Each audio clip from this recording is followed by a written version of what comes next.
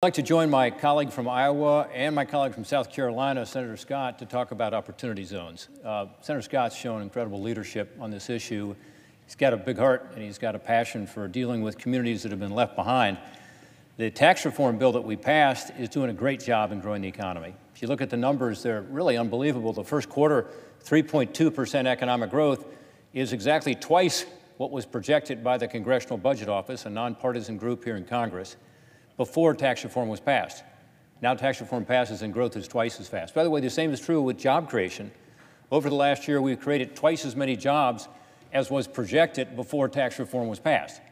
So there's no question but that the tax reform has helped stimulate investment, helped stimulate economic growth, and helped stimulate jobs. What's most exciting to me, actually, is it's also increased wages for people in Ohio and around the country.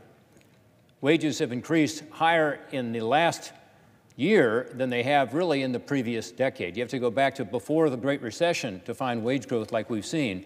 And the wage growth is great across the board, but it's particularly encouraging that there's slightly more wage growth among what's called non-supervisory jobs. Think about middle-class jobs, blue-collar jobs. So this thing is working, and it's working well.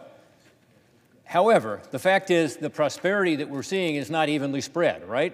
So there's some communities that really haven't recovered since the Great Recession, and those are the communities, low-income communities, communities that have been stubbornly poverty-stricken, that the enterprise zones and opportunity zones are meant to focus on. It's a critical tool, and it's in the tax legislation. It's designed to help encourage investment and therefore job creation in these communities. As I was listening to others talk earlier, we've talked about the fact that states are identifying these urban communities and rural communities that are most in need. I will tell you that in my state of Ohio, we now have 320 census tracts that have been identified.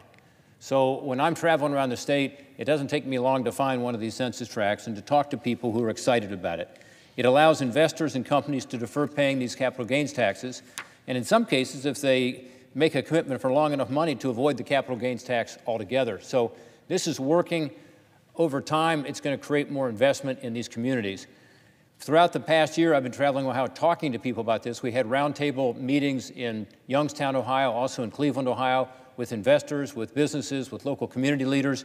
And what I've heard is people are excited about it. They think there's great potential here. To ensure that it really works like it's supposed to work, we've got to ensure everybody is involved. And that does include economic developers, all level of government, not just the businesses and the investors who are interested in getting the tax incentive. We've got to work together to make sure these programs work and do expand opportunities into these communities. I want to highlight the promising work Ohio has done, by the way, to bring everyone to the table to ensure that happens. Specifically, last week, Governor Mike DeWine announced the creation of a new website to serve as a one-stop shop for businesses, investors, economic development officials who are looking to invest in Ohio's opportunity zones. The website includes an interactive map that shows investors where the projects are around the state, streamlines the flow of capital into those areas that need it most. So this is the kind of thing we need to be able to ensure that this works properly. I'm also encouraged by the ongoing implementation of this program by Secretary Mnuchin and the Department of Treasury. Since the implementation process began, I've been urging the Secretary to issue taxpayer-friendly regulations and rules with regard to this. In other words, look at our intent, what we intended to do, which is, again, to create more jobs and economic opportunities in these zones.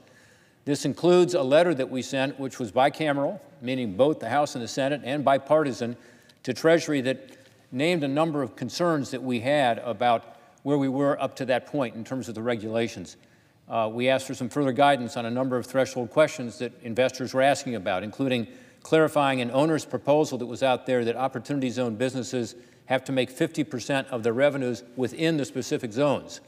That doesn't make sense for some businesses. I mean, think about a restaurant that's going to be built in an opportunity zone. If they don't get 50% of the revenue from people who live in that community, that's not necessarily a bad thing. We want to be sure that they're hiring people from that community. But it may be that this 50% rule does not work for all these businesses, including ones that are going to sell to the outside or maybe even sell to other countries from an opportunity zone. A few weeks ago, Treasury issued a second set of regulations that took important steps to responding to each of the requests that we laid out in our January letter. So I'm pleased to see that, specifically that they address the 50% revenue requirement providing safe harbors that seem to allow operating businesses to generate revenue outside their opportunity zone without the risk of losing those tax incentives. So again, I commend the Secretary and the Department for taking these steps. We need that kind of certainty in order to ensure we take full advantage of this great opportunity. With the release of these new regulations, many more investors are going to have certainty to start making these investments in struggling communities throughout Ohio. Overall, I'm excited about the benefits of this new tax benefit incentive, and I'm committed to doing everything I can do to make sure that Ohio communities benefit from it. Thank you, Mr. President. I yield back my time.